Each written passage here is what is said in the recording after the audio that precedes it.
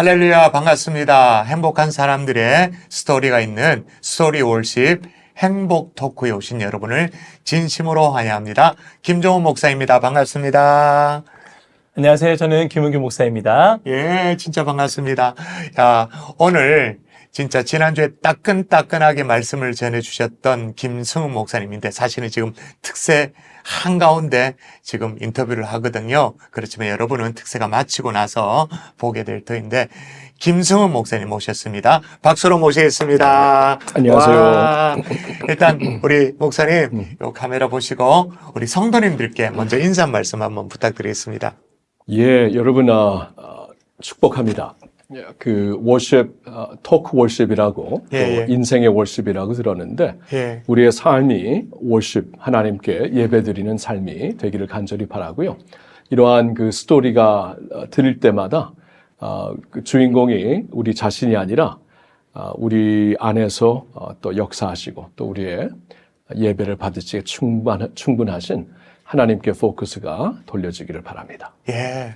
목사님 거두절미하고 이제 바로 이제 또 토크에 들어가면 목사님 그 특세 때도 말씀을 그러니까 간간히 하셨는데 이민 가셔서 이민 목회를 하게 됐고 예수님 만나게 됐다고 하셨는데 11살에 이민을 가시게 됐다고 들었어요. 맞습니다. 이민 생활 사실 여기 있는 분들은 잘 모르거든요. 저는 그래도 약간 이제 이민교회를 경험해보고 유학 시절을 거쳐서 어느 정도 아는데 이민 생활에 어떤 어려움은 없으셨어요?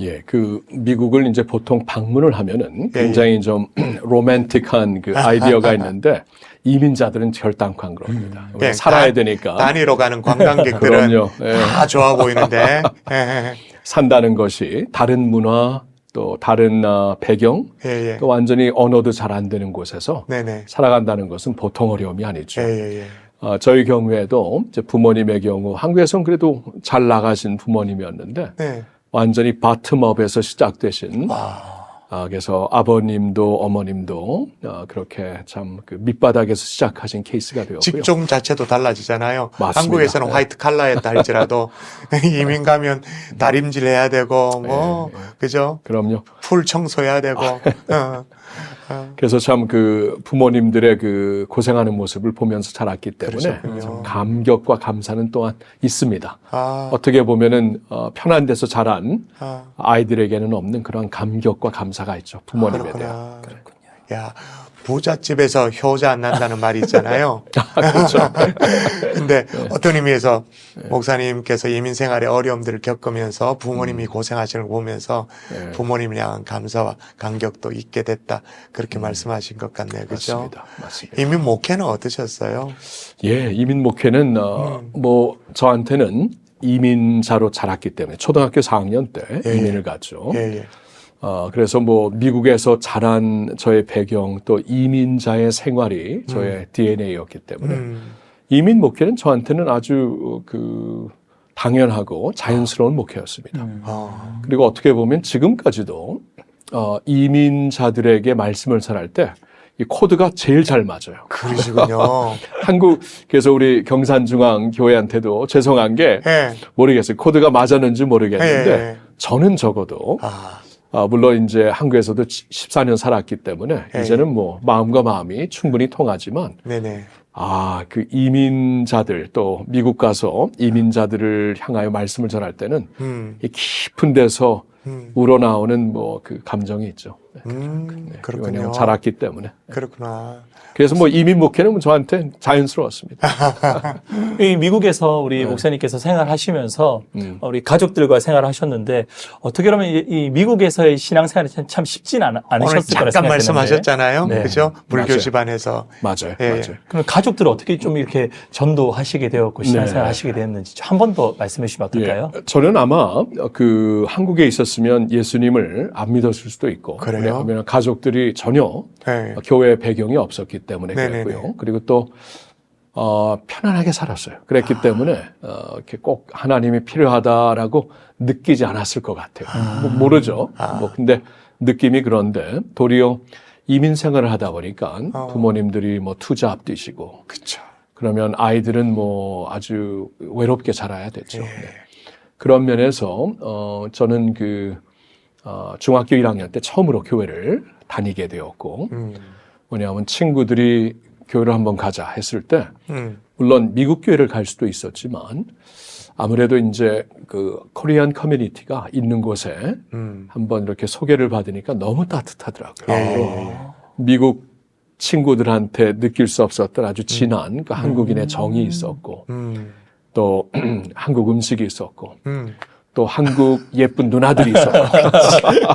그래서 야 이건 뭐 그래서 이제 자연스럽게 어떻게 보면 외로웠기 때문에 힘들었기 때문에 교회를 찾게 되었고요. 제가 처음으로 예수님을 믿었고 그 다음에 이제 자연스럽게 이제 복음을 알게 되니까 또 천국의 소망이 있게 되니까 할머님부터 시작하여 부모님들에 대한 간절한 기도가 있었고 동생 둘이 있는데 하여튼 가족의 구원을 위해 기도를 하면서 한 분 한 분 또 전도하게 되고 예수님 믿게 되고 그런 기쁨이 있었죠. 그럼 가족 복음화가 이루어졌네요. 이루어졌죠. 네. 할렐루야. 그 과정 속에 뭐 쉽지는 않았을 텐데. 그럼요. 저희 할머님이 아주 독실한 원불교인이었고. 예. 그래서 이제 처음 교회 다니고 예수 믿는다고 하니까 한 집안에 두 종교가 있으면 할머님도 이민 같이 가신 상황. 할머님은 미리 가셨고. 네, 왜냐하면 고모님과 함께 미리 가셨고 그 다음에 저희가 한 3년 후에 갔기 때문에 네네네. 미국 할머니를 만났죠. 근데 이제 종교만큼은 완고하셨고 네네네네. 한 집안에 두 종교가 있으면 망한다. 옛날 그 미신적인 그 생각으로 아주 호통을 치시고 아주 무서웠죠. 그래서 이제 기억나는 건 어렸을 때 그 화장실에 들어가서 문 걸고 기도할 때도 있었고. 이제 그런 할머님이셨는데 이제 한 분 한 분씩 할머님을 비롯하여 어떻게 마음의 문이 열리셨대요? 그 할머님의 얘기를 좀 하면은 네네. 75세 때 처음으로 마음이 열리셨는데 예. 그럼 75년 동안 그 불교 신자로 사셨잖아요. 그리고 할머님은 참 종교성이 강했기 때문에 네. 불경을 항상 읽으시고 또 이렇게 이미 기도도 가셨어도? 하시고 그럼요. 굉장히 그런 분이었는데 그러니까 이제 제가 예수를 믿는다고 하니까 좋아하실 리는 없죠. 그렇죠. 근데 언젠가 저하고 이제 같이 있는데 한번 네가 믿는 예수 좀 믿어보겠다 그러더라고요. 예. 네, 그래서 저는 할머니 어떻게 왜 그러시냐고 너무 좋았지만 그랬더니 이제 할머님이 그런 말씀을 하세요. 본인이 75년 동안 네. 돌을 닦고 불교인으로 살았지만 예. 이걸 얼마나 해야 구원받는지 도저히 모르겠다. 그 허무가 있죠. 맞아요. 그러니까 영어로 하면 how much is enough. 예. 얼마나 해야 enough한가. 예. 그래서 확신이 안 서니까 너를 보니까 예수 믿고 천국 간다. 예수 믿으니까 좋다. 하나님의 자녀가 됐다 그러는데 그거 한번 좀 알아봐야 되겠다고 그때 그냥 성령님께서 하신 거죠. 그래서 아주 마음에 큰 감동이 있었습니다. 그러셨군요. 제가 왜 그 질문을 드렸냐면 저희 이 지역도 대구 지역도 가까이 팔공산이 있고 이 갓바위라고 아주 그냥 그 수험 시즌이 되어지면 언제나 유수가 나오는 갓바위 그 기도하면 소원을 한 번은 들어준다는 그런 전설이 있는 그렇다 보니까 이제 불도가 좀 심해요. 그런 가운데서도 정말로 이제 목사님, 할머님 같은 그런 분들이 한 번씩 회심하여 교회 나오시는 분들이 있더라고요. 하나님이 하시는 일인 것 같아요. 참. 그래서 저는 목회자가 된 것 같아요. 왜냐하면 그렇게 가족들이 할머님도 그러셨고 또 마지막으로 믿으신 분은 저희 아버님이셨는데 그러셨군요. 아버지만큼은 안 믿을 줄 알았죠. 근데 이제 아버지도 그럼 아버님도 불도가 아버님은 무슨 종교인인 것보다 관심이 없었죠. 그냥 관심이. 할머님이나 어머님은 굉장히 불교 신자로 강하신 분이었는데 그래서 이제 가장으로서 먹고 사는 일에 급급하시고 그 이민자의 삶에 몰두하시는데 어떻게 또 아버님 마음의 문이 그것도 이제 저는 다른 제가 중학교 때 믿고 어머님 동생들이 먼저 예수님 믿었고 할머님까지도 이제 몇 년 후에 믿게 됐는데 아버님은 전혀 꿈쩍을 안 하시더라고요. 근데 이제 아버님의 경우에 이제 제가 대학교 갔을 때 기숙사에 있었을 때 어머님을 통해 전도를 받은 거죠. 어머님께서 한번 전화를 하셨는데 오늘 아버지께서 예수님 영접하셨다. 우와. 그러는데 참 간절한 기도 제목을 들어주셨구나. 온 가족이 주 예수를 믿으라. 그래야면 너와 내 가족이 구원을 얻으리라. 아, 네네. 이 말씀을 하나님께서 이루어 주셨구나. 네. 너무 가슴이 짠했습니다. 와. 가족 복음화의 스토리는 이제 어느 정도 이해가 되는데요. 그렇다고 해서 다 목사가 되지는 않지 않습니까? 예, 맞습니다. 어떻게 이민사회에서 목회자로 부르심의 소명을 받게 됐는지요? 예. 제가 아무래도 가족들이 이렇게 복음을 통해 예수님을 믿는 걸 보니까 네. 이 복음에 대한 매력은 어려서부터 느꼈어요. 느꼈고 참 복음에 감격이 항상 있었죠. 예. 또 안 믿는 가정에서. 그래서 항상 뭐 하나님께서 이런 부르심을 주시면 더 좋겠다라는 마음은 항상 있었어요. 네네. 그런데 이제 뭐 제가 대학교를 가면서 그런 마음은 없었고 대학교 때는 역사를 전공하고 졸업하면 전 유엔에서 일하고 싶은 마음이 있었죠. 아무래도 이제 이중 언어와 이중 문화 배경이 있으니까 유엔에 가면 잘 맞겠다라는 막연한 마음이 있었는데 저를 이제 키워주신 모교회 목사님께서 왠지 이렇게 기도를 하시면서 강력하게 느끼셨나 봐요. 이 친구를 좀 신학교에 보내야 되겠다라는 강력한 마음이 있으셔서 한번 제가 기숙사에 있는데 전화를 하셨어요. 졸업 그 4학년 때 하시고 요새 어떻게 지내냐. 그리고 너 이제 졸업하면 뭐 하겠냐 하고 쭉 말씀을 하시는데 그날 주일 저녁이었는데 오늘 주일 저녁 때 온 교인들과 함께 너가 신학교 가기 위해 기도했다 그러시더라고요. 물론 이제 이게 작은 교회가 아니거든요. 이민교회 중에. 그리고 물론 이제 저녁 예배니까 이렇게 많이 뭐 그래도 저녁 예배 한 150에서 200명 나오시는데 교인들과 함께 너가 신학교 가기 위해 기도했다 그래갖고 제가 깜짝 놀랐고 와 그때 이제 굉장히 좀 부담감을 느꼈고요. 네네네. 하나님이 진짜 이 정도로 목사님께 역사하셨으면 부르시는 건가 하고 순종하는 마음을 그때부터 갖게 됐어요. 와. 그러셨군요. 네. 목사님, 그런데 이 이민교회에서 네. 제가 듣기로는 제가 지금 30대 후반인데 20대 후반에 담임 목회로 이제 부르심을 받았다고 제가 들었는데 맞으십니까? 맞아요. 이제 대학교를 다니면서 졸업하면서 신학교를 다녔을 때 모교회에서 이제 전도사 생활을 했죠. 네네네. 주일학교 또 중고등부 전도사였는데 28살 때 대학천교회였어요. 대학천교회 University of California 데이비스에 있는. 근데 이제 물론 그러면 학생들도 많고 또 이제 교수님들 또 주민들도 꽤 있는 교회였는데 저 같은 사람을 어떻게 소개를 받고 연락을 하신 거예요. 그 이유는 좀 이중 언어가 필요한 사람이 왔으면 좋겠다. 그래서 이제 학생들은 영어로, 학생들 중에는 미국인들도 그쵸, 있으니까 있죠. 그들에겐 영어로 하고 우리 교수들이나 이제 그 주민들을 위해서는 한국말로 하실 분이 필요한데 적합한 분을 뭐 찾아갖고 전도사님이지만 우리가 뜻이 있으면 좀 모시고 싶다 그래갖고 아주 뜻밖의 초빙을 받았습니다. 와. 그래서 28에 시작해갖고 아무것도 모르고 시작했어요. 중등부, 고등부 사역하다 그냥 했죠. 목사님 제 목요일부터 특세를 섬겨주셨는데 월화수 섬긴 우리 정미호 목사님은 그 20살에 대학교 1학년 때 맡게 된 부임지가 담임 전도사인데 담임인 거죠. 조그만한 교회. 그래서 이번에 보내주신 목사님들은 20대 때 다 담임 사역을 하신 다들 내공이 대단하신 분들만 오셨습니다.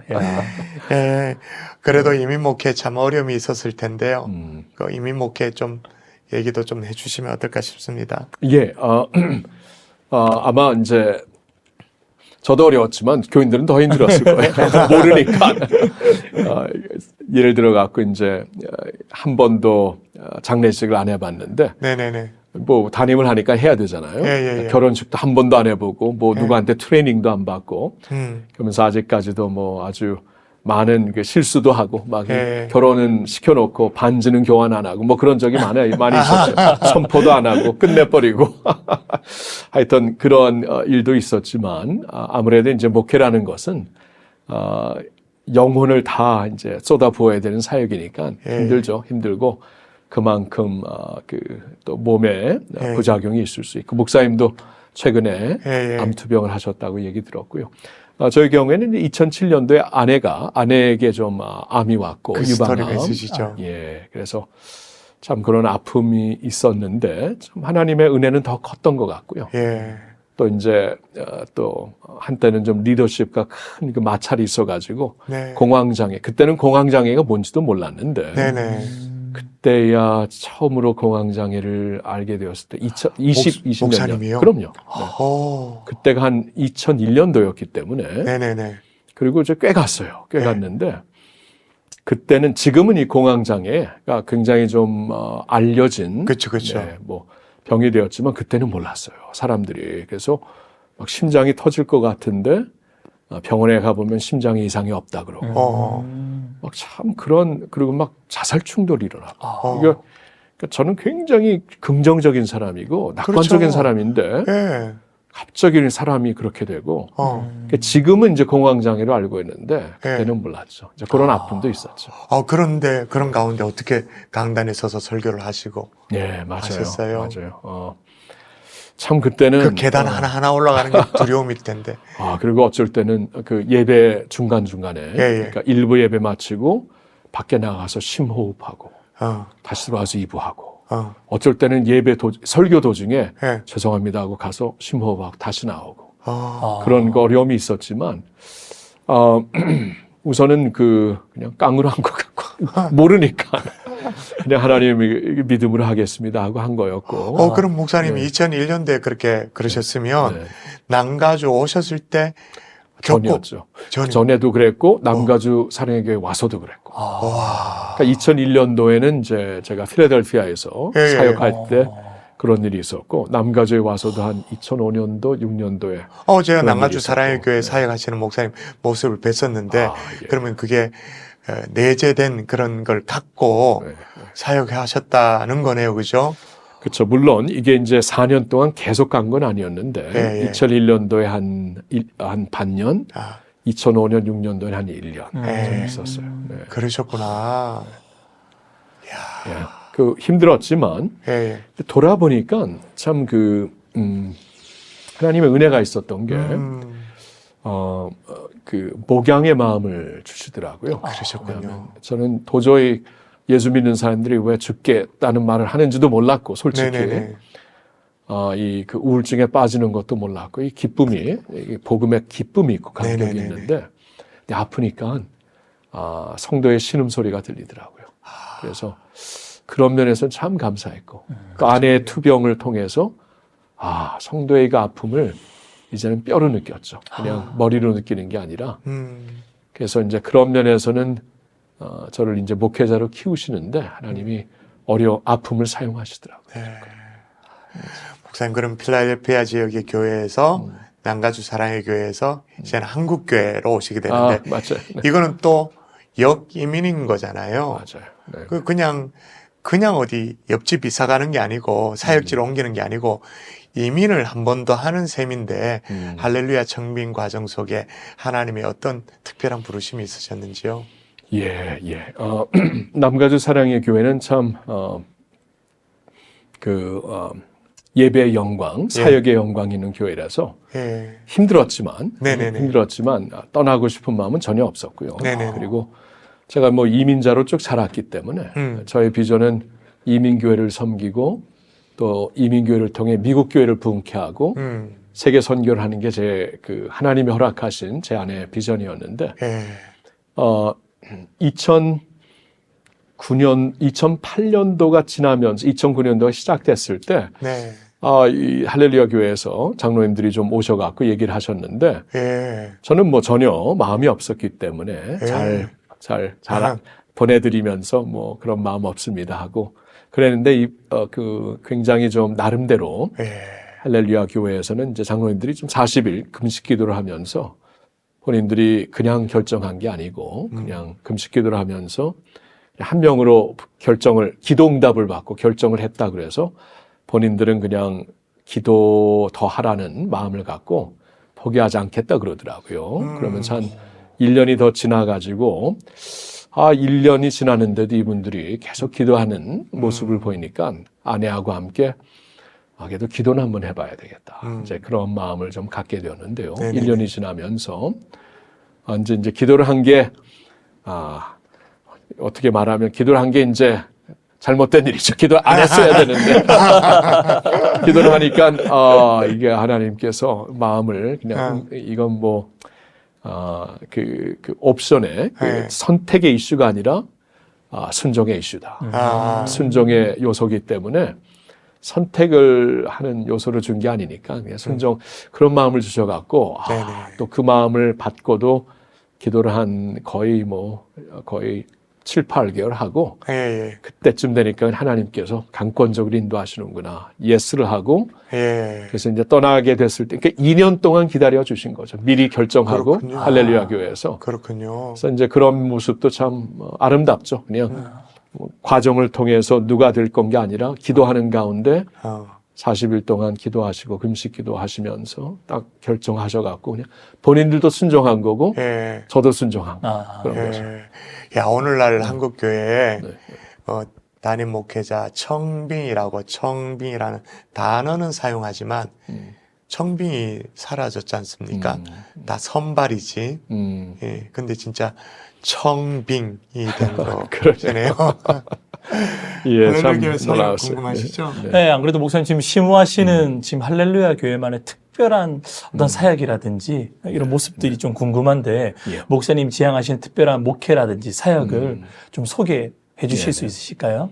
네, 두 가지를 한번 대답해 볼게요. 먼저는 이제 교회의 독특한 면과 또 저에게 주신 그 마음의 이제 소원 그 두 가지를 한번 말씀드리고 싶은데 첫째로는 이제 할렐루야 교회가 독립교회, 네, 그렇죠. 한국교회, 한국독립교회 선교연합회, 카이캄, 이제 거의 어머니 교회 같은 교회죠. 네네네. 1980년대 시작됐을 때 시작한 교회 중에 하나이고 오늘까지도 어머니 역할을 하는데 이 그 독립교회인 만큼 미국엔 독립교회가 많은데 한국은 교단 중심으로 이루어지는 교회가 대다수가 아닙니까? 그러니까 성도 여러분이 기억하셔야 될 것은 이제 독립교회라는 말은 교단에 매이지 않는 말 그대로 독립.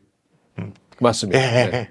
그래서 이제 독립교회이기 때문에 교회에게 특별히 주신 사명은 이건 그냥 하나님께서 허락하신 사명 같은데 연합의 도구가 같아요. 연합의 도구. 그러네요. 어느 한 교단에 산다 그러면 그 교단 중심이 되는데 또 교단에 속한 교회가 대표적인 사역을 하면 그쪽으로 가게 돼 있는데 할렐루야 교회는 그런 면에서 아주 자유롭습니다. 그러니까 예수를 믿고 성경을 믿는 모든 교회하고는 우리가 연합을 할 수가 있어요. 그래서 할렐루야 교회가 무슨 연합 사역을 추구하면은 여러 교단들, 여러 선교 단체들이 이렇게 그 부담 갖지 않고 같이 참여를 하시더라고요. 그런 면에서는 이제 한국 교회 좀 연합의 도구로 하나님이 사용하시는 것을 많이 봤고요. 그런 면에서는 앞으로도 우리가 잘 섬겨야 될 것 같고요. 개인적으로 또 하나님이 소망을 주셨다면은 이제 세 가지가 있어요. 첫째는 이제 북한 선교고요. 북한. 두 번째는 다음 세대. 세 번째는 세계 선교인데 하나님께 이제 저희가 왜 한국으로 가야 됩니까? 하고 아내하고 기도를 했을 때 마음에 주신 첫 번째 그 소망은 북한이었어요. 그렇군요. 미국에서도 물론 사역을 할 수 있고 기도하고 있었지만 좀 가까운 데서 북한을 품고 기도하고 복음 통일을 위해 뛰라는 그런 마음을 주셔서 그쪽으로 이제 교회와 함께 첫날부터 많이 쉐어링을 했고 참 그런 면에서는 교회가 많이 열려 있고 사역을 저는 참 아름답게 잘하는 것 같아요. 그리고 이제 다음 세대는 한국에 와 보니까 다음 세대 상황이 아주 심각하더라고요. 그리고 교회도 힘들고 아이들이 뭐 너무나 행복하지 않고 OECD 국가 중에 제일 불행한 아이들이 제일 불행한 나라가 됐잖아요. 그렇죠? 그런 면에서 이제 이 다음 세대에 대한 너무나 심각한 상황을 보고 그들을 품게 하셨고 세 번째는 이제 그 세계 선교. 이제 제가 디아스포라에 속해 있기 때문에 좀 디아스포라를 통해 하나님께서 세계 선교를 품을 수 있는 사역을 음. 감당하게 하시는데 참 그래서 저희 교회에서는 그 북한 선교나 다음 세대나 디아스포라 하면은 디아스포라 같은 것도 굉장히 좀 생소한 단어가 될 수 있는데 네네. 우리 교인들한테는 너무나 익숙한 익숙한, 단어. 와, 멋지게 사용하고 계십니다. 아이, 뭐. 이제 시간들 좀 마무리해야 될 시간이 됐는데, 우리 이 프로그램 이름이 행복 토크입니다, 목사님. 행복 토크. 네. 행복 토크의 마지막 질문은 뭐냐? 목사님에게 있어서 행복이란 한번 정의 내려주시겠어요? 저에게 있어서 행복이란 관계입니다. 관계. 예, 건강한 관계, 균형 있는 관계, 정서가 아주 아름다운 관계.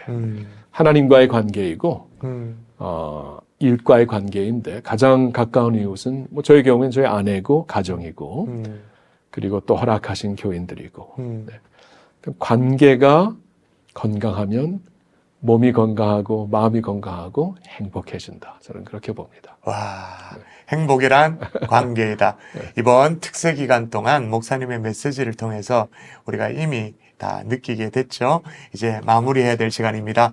귀한 시간 내주신 할렐루야 교회 김승우 목사님 감사를 드리고요. 목사님 마지막 인사로 손을 이렇게 내밀면서 성도들에게 네.